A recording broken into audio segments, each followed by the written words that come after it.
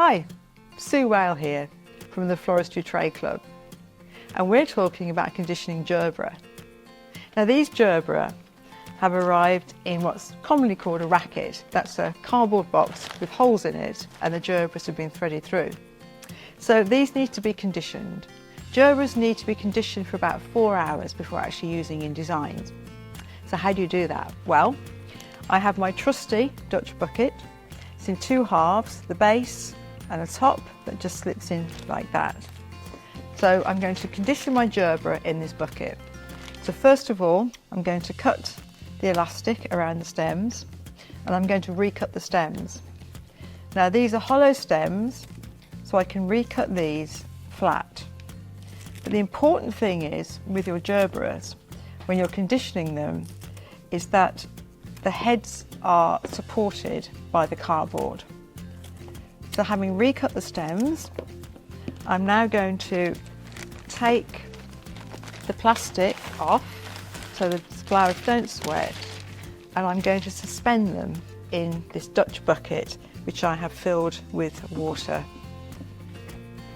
thus. And this will wedge in the top of the bucket here, and then you need to check that all of your stems are actually in water, and if they're not, just top up with a jug, and then make sure that all of your flower heads are actually being supported by the cardboard.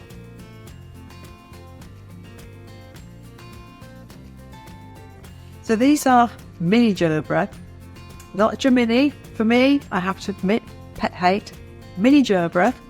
I've got a tall vase, and the vase, and it's only got about 10 centimetres of water in the bottom. This is important for Gerbera, because Gerbera have very fine hairs on their stem.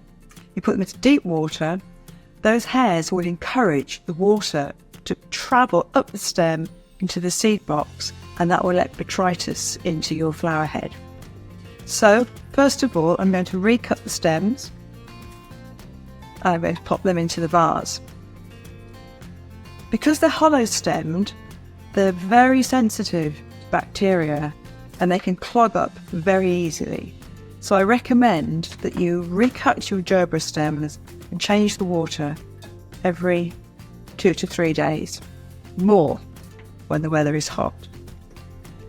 I just wanted to talk a little bit about wiring Gerberas, or to wire or not to wire. If they're properly conditioned, you shouldn't have to wire Gerberas for support or control. If you do need to wire them purely for support, please don't push the wire into the seed box, because you're letting a hole into the seed box which allows moisture to get in, which can eventually lead to botrytis and can lead to your flower wilting.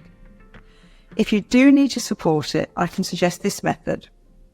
You take a long green wire, you make a small loop at the top, a couple of turns, and then thread your Gerbera through the loop until it's resting on the back of the flower, and then wind the wire around the stem of the flower, and then you can use that to control the flower head.